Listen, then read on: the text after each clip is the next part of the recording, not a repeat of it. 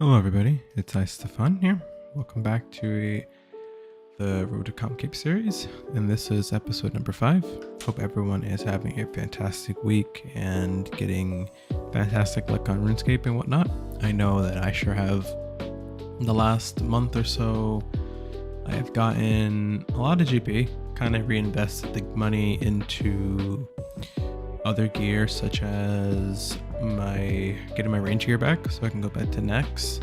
Also, I've invested a little bit of GP into a channeler's ring, which is supposed to be really good with the new FSOA changes that occurred. Speaking of the FSOA changes, I'm still kind of struggling on understanding them a little bit, but I'm getting there. The rotation's kind of weird now since the FSOA isn't reliant on the Armadyl battle staff anymore, but that's something that I'll work on with time, I guess. Now, the FSOA nerf, it really did have to happen. You know, I myself was a big FSOA user with the Armadyl battle staff and the Essence of Finality, and both of those combined were really kind of busted. You know, I would go Solak with my friend Bruce, and the type of things that we would do, we would drop a dummy underneath Solak, turn on Blood Barrage, and literally you go from 0 to full.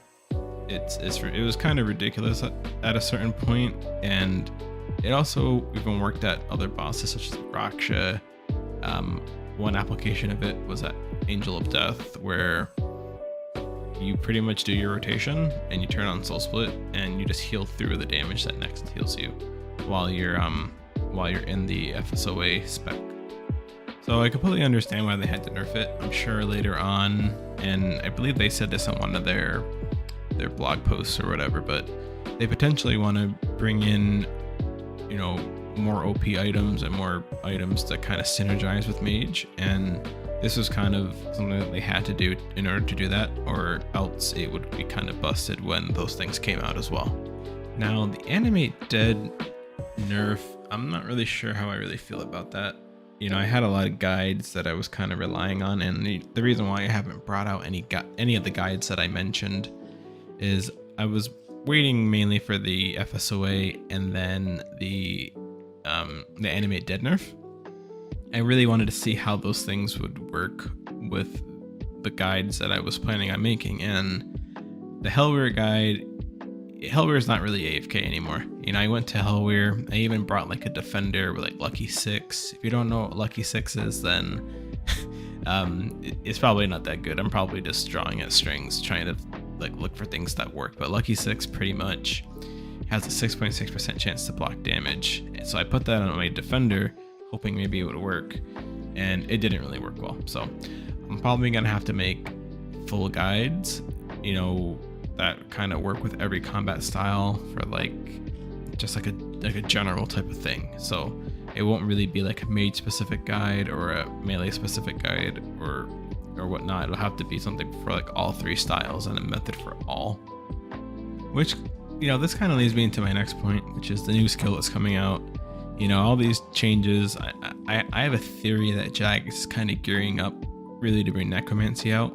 Right now, we don't really know what Necromancy really holds. We know, I think right now we only know 2 abilities of what Necromancy actually can do or is going to be giving us. One of them is the ability to use defense abilities without a shield. Now, I looked at all the defense abilities, and I'm going to bring them all up right now as well. Not on your screen, but you get my point. So one of the defense abilities that I'm actually very, very interested in that we can use without a shield, number 1, Rezo, Divert, Revenge, all of those things without a shield, even like Bash, right?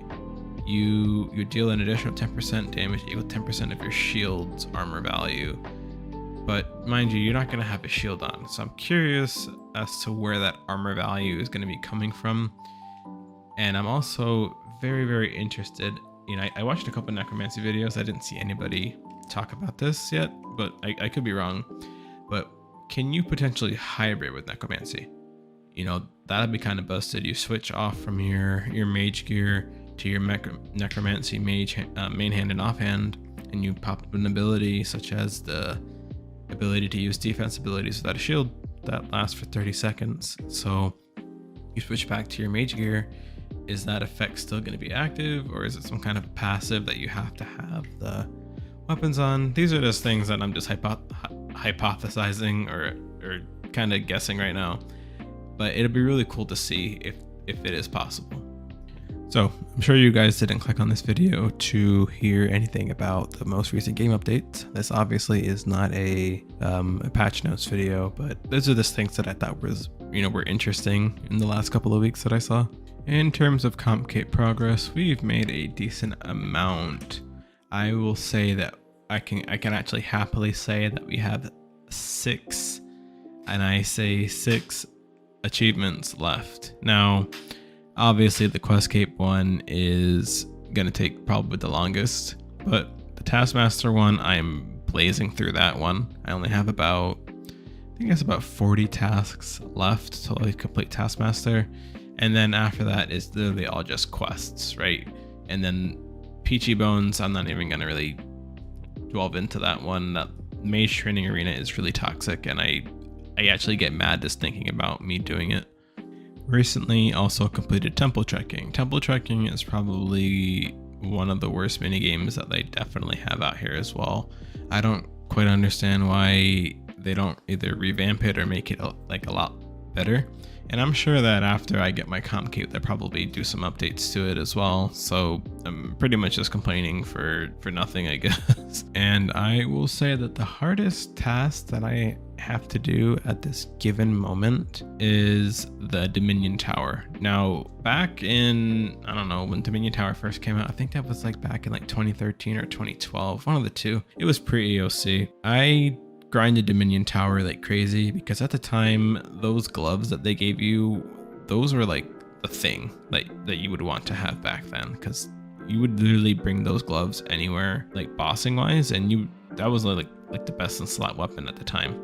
But they changed it up now in EOC, but luckily I had all of the tasks done. The only thing I didn't do back then was collect the journal pages, and I do remember getting the journal pages that drops back then. But I was like, yeah, I probably don't need these for anything. Let me just discard them. So now I am suffering the repercussions of that, and I have to get 18 or actually 17 more.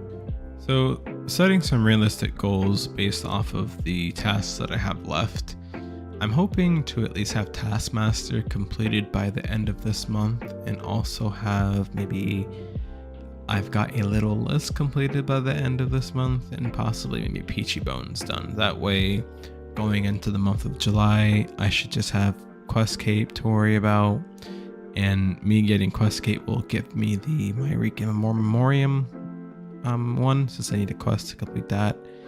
And then hopefully following that will be the Music Maestro. So I'm really just hoping to have Comp Cape completed by the Necromancy release date. I think Necromancy is slated to come out in either October or November, but Necromancy is going to essentially introduce more tasks potentially, and also obviously another skill to get to 120.